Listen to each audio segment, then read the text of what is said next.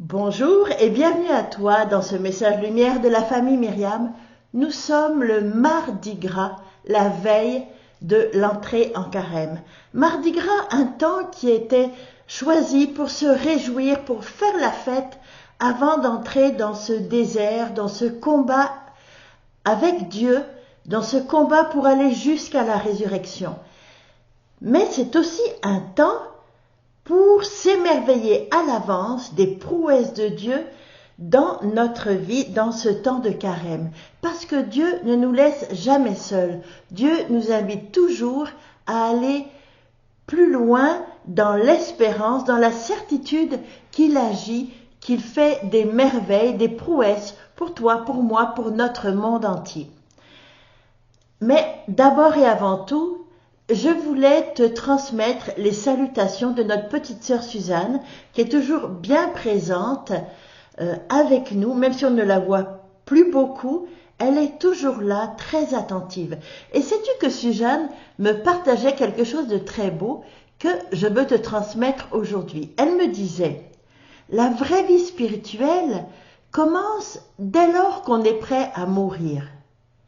Mourir à soi, parce que c'est là qu'on peut plus rapidement laisser Dieu modeler jour après jour notre vie, dans l'acceptation cordiale de son action.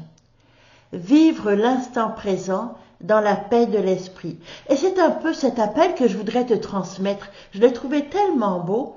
Vivre cordialement pour se laisser façonner par Dieu dans le moment présent, dans l'aujourd'hui et surtout dans la paix de l'esprit. J'étais frappée dans l'évangile d'aujourd'hui que les apôtres ne comprenaient pas et Jésus leur expliquait faites attention, le vin des pharisiens, faites attention à, et eux ils se disaient qu'est-ce qu'on va manger, comment on va se débrouiller. Et Jésus les regarde un peu interloqués en leur disant mais vous ne saisissez pas, vous ne comprenez pas encore. Vous avez donc le cœur tant endurci. Pour comprendre Jésus, pour le suivre dans la paix de l'esprit, il nous faut le rencontrer. Il nous faut le regarder, le contempler, puis l'imiter jusqu'à ce que ses sentiments viennent nous habiter. Et l'Église nous propose trois piliers, les trois piliers traditionnels du carême. La prière, le jeûne, la charité, la vie de charité. Comment comprendre autrement que par la prière, comment comprendre Jésus? Comment lui parler? Où lui parler? Il faut ce temps intérieur où je rencontre celui qui m'aime et que j'aime, où je rencontre celui qui est ma sécurité, celui qui est ma force et celui qui m'ouvre, qui est ma lumière, qui m'ouvre à tous les mystères de Dieu. Alors la prière est très importante. Le jeûne est très important parce que le jeûne, c'est cela qui me donne la maîtrise de moi-même. Le jeûne me détache de tout ce qui me rend esclave et le jeûne me rend à la liberté intérieure, la liberté de l'enfant de Dieu, cette liberté que Jésus a et qu'il veut que je possède également. Jésus ne m'appelle pas serviteur, il me dit tu n'es plus esclave, tu es mon ami, tu es l'enfant du Père. Alors le jeûne est la voie royale pour entrer dans cette liberté d'enfant de Dieu. Et la charité? Eh bien la charité, c'est la vie de l'amour en exercice, c'est laisser la place à l'Esprit Saint, faire comme Jésus, regarder, voir, aimer. Et voilà, c'est très simple, très très simple, mais pas toujours si évident à mettre en pratique. Hein.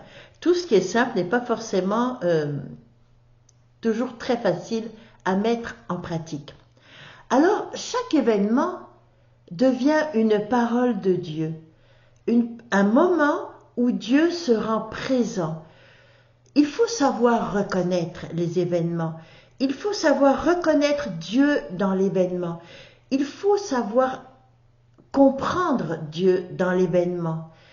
Les événements sont quotidiens, ils sont insignifiants, mais ils demandent une foi profonde. Souvent, on a un peu la grandeur de dire je vais rencontrer Dieu dans des événements exceptionnels.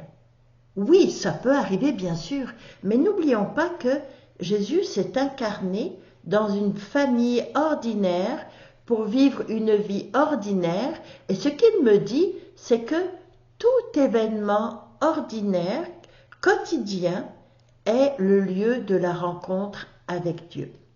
Alors, qu'est-ce que tu dirais si on faisait comme Jésus? On se laisse pousser par l'Esprit pour entrer dans ce désert du Carême en toute docilité. Comme nous dit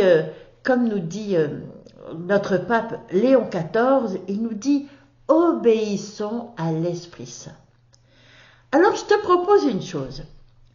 Au lieu de prendre une résolution pour tout le Carême, que ce soit à propos de la prière, à propos du jeûne, je vais prier tant de chapelets, je vais faire tant de temps de prière, ou avec tant de monde, je vais jeûner de ci, de ça, je vais avoir telle aumône. Je te propose une expérience de docilité à l'esprit durant 40 jours pour aller jusqu'à la résurrection, pour accueillir le baiser de l'esprit à la résurrection. Qu'est-ce que tu dirais d'être très attentif aux événements de ta journée pour discerner le petit plus de prière auquel Jésus t'appelle? Ça peut être une interpellation de prier pour quelqu'un. Ça peut être de t'arrêter au travail quelques minutes pour lancer un regard vers Dieu. Ça peut être écouter l'esprit qui passe à travers l'autre. Ça peut être beaucoup de choses. À toi de le découvrir. Un petit plus de prière si tu es attentif. Pour le jeûne, chaque jour, Jésus pourrait t'indiquer le petit quelque chose que tu pourrais enlever. Peut-être que ça pourrait être enlève un petit temps de trop de lecture un peu frivole, de lecture qui ne te nourrissent pas. Peut-être que ce serait des jeux un peu superficiels qui ne t'aident pas à aller à la rencontre de l'autre. Peut-être que ça peut être un temps d'isolement pour avoir la paix.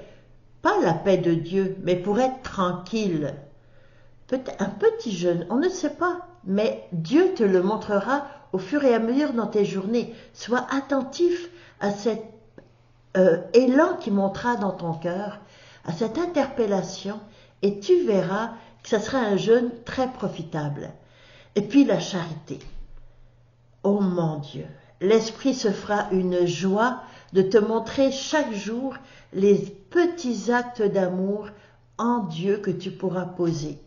Une oreille un peu plus attentive, une parole retenue, une parole dite au contraire, un encouragement donné, une aide apportée à quelqu'un dans le besoin, une lecture partagée.